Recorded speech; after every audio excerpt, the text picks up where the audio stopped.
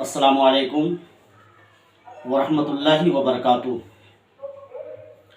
آج کی اس ویڈیو میں میں حاضر ہو رہا ہوں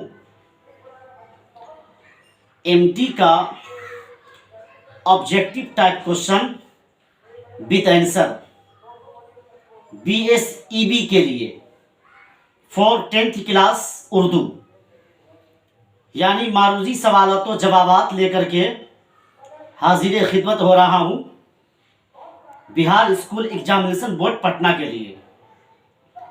اس سے قبل کے 25 جنوری 2022 عیسوی کو معروضی سوالات و جوابات میں سے 1 سے لے کر کے 4 تک میں پیش کر دیا تھا۔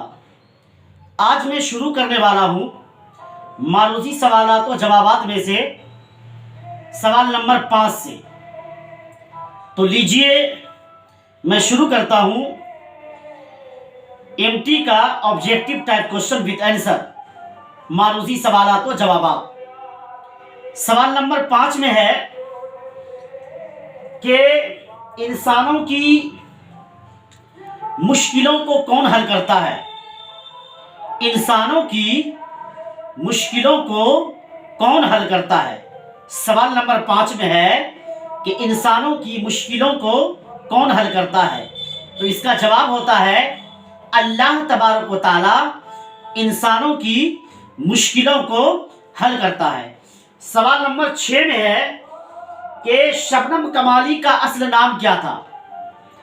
شبنم کمالی کا اصل نام کیا تھا؟ تو اس کا صحیح جواب ہے مصطفیٰ رضا۔ شبنم کمالی کا اصل نام تھا مصطفیٰ رضا۔ سوال نمبر 7 میں ہے کہ سہیل عظیم آبادی کہاں پیدا ہوئے تھے؟ سوال نمبر 7 میں ہے سہیل عظیم آبادی کہاں پیدا ہوئے تھے؟ تو اس کا صحیح جواب ہے پٹنہ میں۔ سہیل عظیم آبادی پیدا ہوئے تھے پٹنہ میں۔ سوال نمبر 8 میں ہے کہ سہیل عظیم آبادی کے بچپن کا نام کیا تھا؟ سہیل عظیم آبادی کے بچپن کا نام کیا تھا؟ تو اس کا صحیح جواب ہے مجیب الرحمان۔ سہیل عظیم آبادی کے بچپن کا نام تھا مجیب الرحمان۔ کیا نام تھا؟ مجیب الرحمان نام تھا۔ سوال نمبر 9 میں ہے سہیل عظیم آبادی کے افسانوں کے پہلے مجموعہ کا نام کیا تھا اور وہ کس سال شائع ہوا تھا؟ اور وہ کس سال شائع ہوا تھا؟ اس کا صحیح جواب ہے پہلے افسانے کا نام 4 چہرے ہیں جو تقریباً 1934 عیسوی میں شائع ہوا تھا۔ پہلے افسانے کا نام 4 چہرے ہیں جو 1934 عیسوی میں شائع ہوا تھا۔